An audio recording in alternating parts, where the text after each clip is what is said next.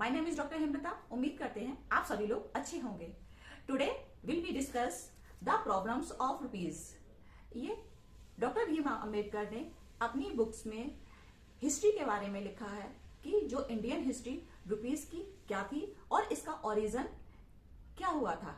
आज हम आपको इसके रिव्यू के बारे में बताएंगे कि जो बाबा साहब अम्बेडकर जी है उन्होंने द प्रॉब्लम्स ऑफ रुपीज के बारे में क्या कहा है। तो आप इस बुक को मंगाइए और आप पढ़िए। उसमें आपको ये पता चलेगा कि किस तरह से क्या क्या प्रॉब्लम्स आई। तो सबसे पहले हमारे माइंड में आता है कि जो ये करेंसी है वो कहाँ से आई, किस तरह से बनी, और जब ब्रिटिश सरकार आई तो उन्होंने किस तरह से उस करेंसी को यूज किया।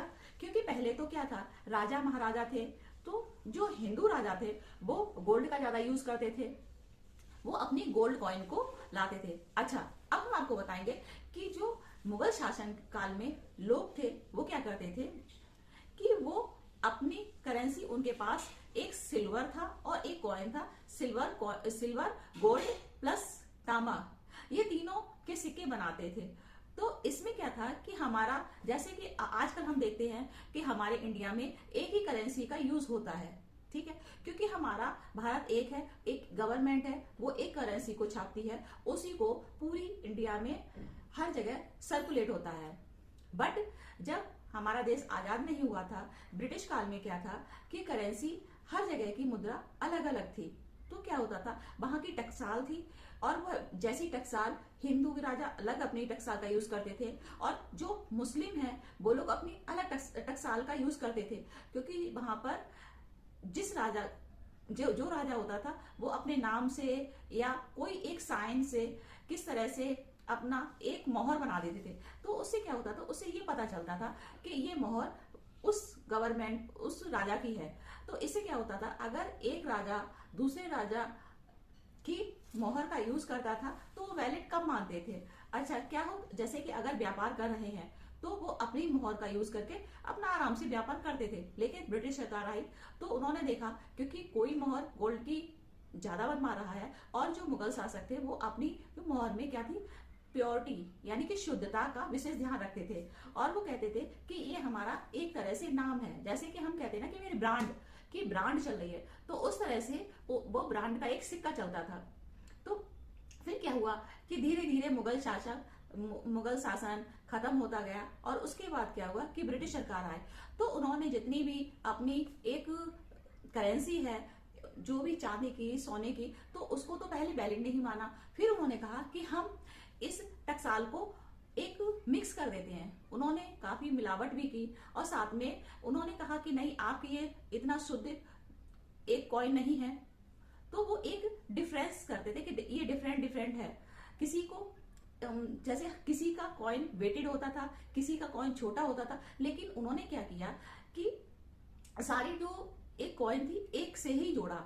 अच्छा, अब क्या हुआ कि जो यहाँ पर राजा और प्लस एक तरह से जमींदार हैं और भी जो एक अच्छे इंडस्ट्रियल मैन हैं, तो उनसे वो अपनी अगर करेंसी को, जब ब्रिटिश शासन काल में अपनी करेंसी को अगर वो टकसाल में जाते थे तो उन्होंने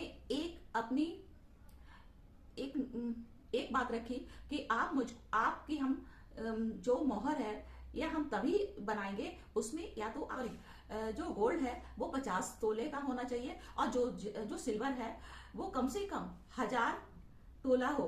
तो उसमें क्या है कि तब हम आपकी ये जो टकसाल है हम मोहर को बनाएंगे। अच्छा, उससे कम है तो हम आपको नहीं बनाएंगे। तो इस तरह से क्या हुआ कि काफी प्रॉब्लम्स फेस करनी पड़ती थी। और जैसे कि ट्रांसपोर्ट वगैरह है, एक्सपोर्ट कर रहे हैं तो एक्सपोर्ट में भी काफी प्रॉब्लम्स आती थी। क्या करते थे वो लोग, वो ज्यादा से ज्यादा टैक्स लेते थे। अपनी चीजों में इंपोर्ट हो रहा है तो उसमें कम टैक्स, लेकिन अगर एक्सपोर्ट कर रहे हैं कोई भी चीज को तो वो ज्यादा से ज्यादा मिनिमम 30 से 45% तक टैक्स के रूप में वो पैसे को लेते थे। उससे क्या होता था कि जो वहां की करेंसी है, यहाँ की करेंसी है, तो और ज्यादा परेशानियों का सामना करना पड़ रहा था। फिर 1861 में क्या हुआ कि पेपर करेंसी का ओरिजिन हुआ, कि पेपर करेंसी को बनाया गया। तो जब 1861 में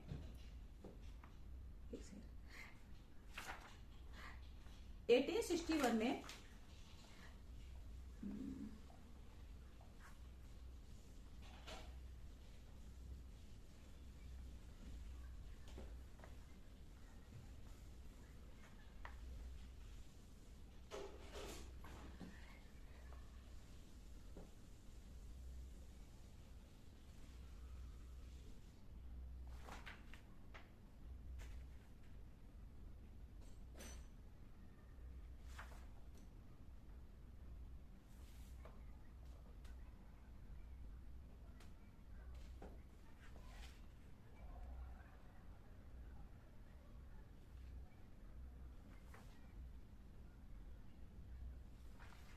1861 में कानून बना और उसमें 50 रुपए 1861 में बहादुर शाह जफर ने क्या किया, रुपया बहादुर शाह जफर ने क्या किया, रुपया बोला। पहले क्या बोला जाता था, गोल्ड कॉइन, सिल्वर कॉइन और कांस्य कॉइन। तो पहले ये तीनों चीजों को बोला जाता था, लेकिन उनके बहादुर शाह जफर ने क्या किया, मुंह से उनके निकला रुपया, तो उसी के नाम से फेमस हो गया उनका नाम रुपया। जो हम बोलते हैं कि आप रुपए दे दो, तो उन्होंने क्या किया कि जब पेपर 1861 में पेपर करेंसी को बनाया गया, तो उसमें 20 रुपए, 50 रुपए, 100 रुपए और 1000 रुपए तक बनाए गए। लेकिन प्रॉब्लम्स क्या थी कि प्रॉब्लम्स सबसे ज्यादा ये आ रही थी कि जो रुपए बनाए जा रहे थे, तो उसमें मैं ये कि जो करेंसी थी वो थोड़ा सा उस स्पीड से नहीं बन रही थी, और जो जिसके पास रुपए थे तो वो आसानी से उसको यूज कर ले रहे थे। अच्छा, ब्रिटिश सरकार भी ये चाहती थी कि हमको जो यहाँ सिल्वर है कि ज्यादा से ज्यादा वो जब पे करती थी, जैसे कि जो वर्कर्स हैं, सिपाही हैं और जो वहां पे ऑफिस में काम करते हैं, तो उनको क्या करती थी, उनको जो रुपए हैं वो रुपए न देके उनको अनाज देती थी और बाकी सर्विस प्रोवाइड करती थी, और उनको कहती थी कि हाँ आपका पैसा इसमें कट गया है। तो इस तरह से क्या था कि जो गवर्नमेंट्स का जो मनी था वो बच जाता था और वो अपना यूटिलाइज ज्यादा से ज्यादा करती थी। तो यहाँ पर काफी आंदोलन वगैरह हुआ कि इस करेंसी को एक वैलिड माना जाए, बट उसको वैलिड नहीं माना। फिर क्या हुआ कि यहाँ पे जितना भी गोल्ड था, तो जो वहां से एक्सपोर्ट होता था, इंपोर्ट होता था, तो उसे कहा जाता था कि आप ये एडवांस में उनको पैसा दे दिया जाता था। और जिससे क्या प्रॉब्लम्स फेस हो रही थी कि यहाँ की करेंसी लगातार एक्सपोर्ट हो रही थी, जैसे कि गोल्ड कॉइन है, सिल्वर कॉइन है, तो यहाँ से लगातार जा रहा था। अच्छा, ब्रिटिश सरकार भी नहीं चाहती थी कि हमारी यहाँ पर जिस तरह से अच्छी सुविधाएं हो, वो भी चाहती थी कि ज्यादा से ज्यादा यहाँ पर कमाया जाए।